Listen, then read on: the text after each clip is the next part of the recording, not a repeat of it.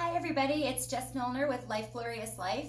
I am a clinical nutritionist, a holistic healthcare practitioner, and I'm a certified emotion code practitioner. So my video today is going to be a little bit about the emotion code, just to give you some information on what it is and how we do it. So the emotion code is a form of energy work. To keep it simple, that's what it is. It's a form of energy work. So basically, we feel emotions, and sometimes we don't feel them fully, and they kind of get lodged in our energy pathways, our meridians. So an emotion is a ball of energy. It's just a ball of energy. So sometimes when we feel them, we don't get to fully feel them, or we push it down inside, something that we want to try and shield ourselves with. So it gets lodged somewhere. Sometimes it's in a place in our body that's already not feeling so great. Sometimes it's in a random spot. But these things, anything that is creating an imbalance in our energetic body is going to create an imbalance in our physical body. Whether it is physical pain or a physical issue somewhere inside of us, or if it's something that's just you just seem like you're very prone to anger, or you're very prone to anxiousness, things like that.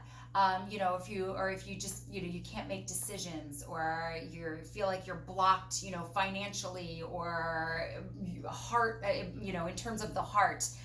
There's lots of different things that, when we're carrying around all of this extra emotions, kind of like carrying around these grief cases, full of these old emotions that are no longer serving us, but they're stuck on us, and we're just carrying them around with us, and it's weighing us down. It's weighing our energetic bodies down.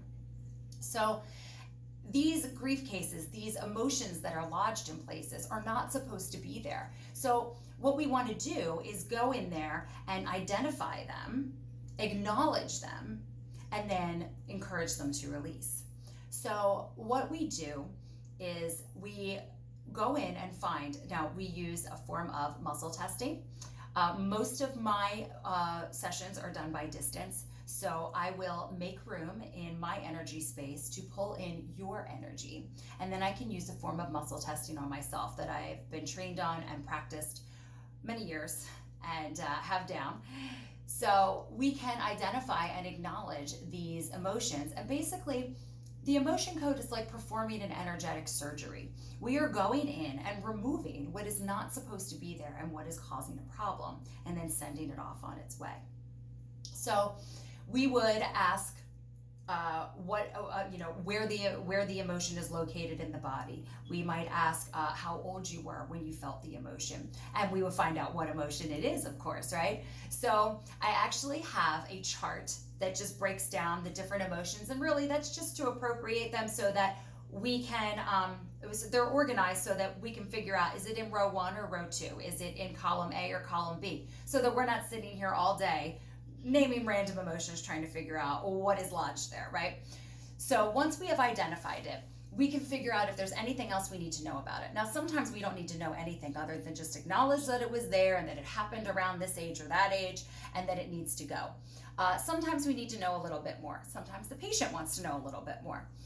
It does not matter how much we know about it. You may not remember when it happened. Sometimes you remember things because it was such a profound memory, and other times you're not going to remember when it was. If you have something like Facebook memories, things come up, you're looking at your memories, 10 years ago you were super upset about something, but if that post wasn't there, you wouldn't know that you were upset about something, and you probably don't even remember what it was anyway. So we feel emotions all day long, every single day, and all of our ancestors have always felt all those same emotions all day long, every single day, just for different reasons, right? So we're not going to remember all of the things. So sometimes we need to know more, and sometimes we don't. So what do we do to get them to release? Okay, so like I mentioned, we have all of these meridians in our bodies.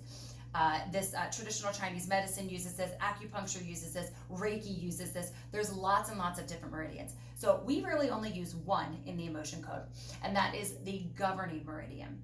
It's like a major meridian highway, so it's a good one to pull everything in and get it to go out. So it actually starts just above your upper lip, goes up over your head, and it goes down your spine. So if I was seeing you in person, I would run magnets down the back of your spine. when we do this via distance, I just run the magnets over the top of my head. Sometimes we just use fingers, sometimes that works better. The magnets intensify the intention of releasing the emotion.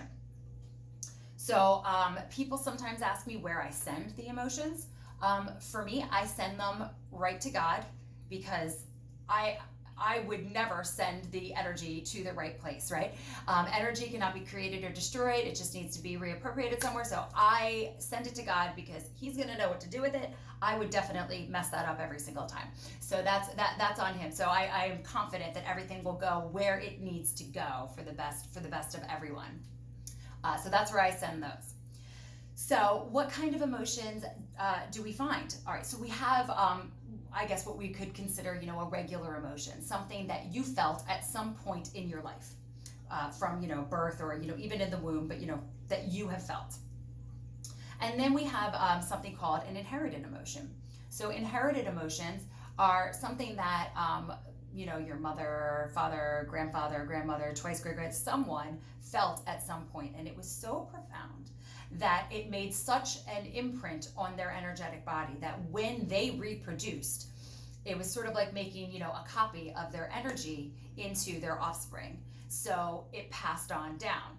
So this can affect people for generations. It can affect people for like all different people. Sometimes it'll be like, this sister it's bothering, but the brother it's not, who knows why, the rhyme or reason for why. But it'll pass on down. Now, when you think of things like generational curses, you think of things that run in families. A lot of the time, there is some sort of emotional baggage, so to speak, that was felt a while back by someone, and it's been subconsciously causing people down the line of the lineage to make certain decisions to do things a certain way.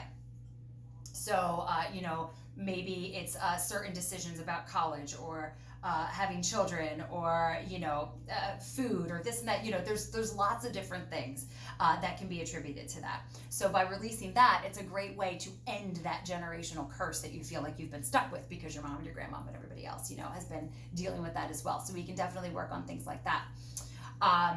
Another type would be something that would be absorbed. Sometimes, especially people who are empaths, somebody else is feeling sad for whatever reason, and you feel that so hard for them that it lodges. So that sort of thing happens a lot. We also see not absorbed, projected. We also see projected, where somebody is just sending maybe ill wishes. They're just kind of sending like, I hope that she feels sad about this, or something like that. And then you feel that sadness, and it turns out that sadness is just, because somebody else projected their own sadness onto you. And then it's gunking up your energetic being. So we would release that as well. And then sometimes we find something that's considered a residual emotion. So we may have, like, let's say we find, the emotion of anger. And, so if you kind of think of like the emotion of anger as a stone and you drop it into the water, you have like a ripple effect that goes out in the water. So there could be other emotions that are part of that ripple effect that are really tied to that main anger that you may have already gotten rid of, but then that ripple effect, those things are still there. So sometimes we need to release those.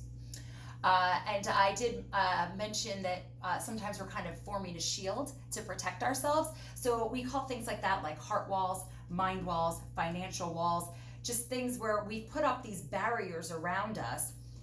And so we can find emotions that are involved in the layers of those barriers and release those, and then we can often find it much easier to deal with certain situations, or to be able to get through things or make decisions, or just kind of get out of those ruts, get out of that second gear that you're stuck in, right? So the emotion code has been absolutely wonderful for me, for my family. My children, I work on them, especially if they have nightmares. I'm able to release some emotions, and then their nightmares are able to stop, which is wonderful, because then I don't have to get up at 2 o'clock in the morning and give them hugs and kisses and convince them that there's no monsters under their bed. So things like that. Also just, abilities to remain calm, cool. When you have a lot of one certain type of emotion, or like a couple of different types of emotions lodged, then when a situation presents itself that you might feel that way, you're going to be more likely to feel that way. So like if you have a lot of anger trapped inside of you and something happens, you're going to be more likely to feel angry about it than to feel a different way, handle it a better way. So if we're releasing some of that anger, then you might be able to take that split second and go, okay, I could get really mad about this, but maybe I'm going to be able to handle this a different way. And, I can take a deep breath and try not to, to completely flip my lid and go bananas, right? So it really can just help you to be able to cope with all of these other things that are going on. Sometimes we don't realize just how much our energy is just gunked up and just completely out of balance, and it's causing all of these other things. So that's a little bit there about the emotion code. I hope that this has been an informative little video for you so that you can understand a little bit about what it is that we do. There's another video on my website that does do an in-person demonstration of how we do this. And if you'd like to make an appointment, you can visit my website at www.lifegloriouslife.com. And I hope to see you soon. Have a great day.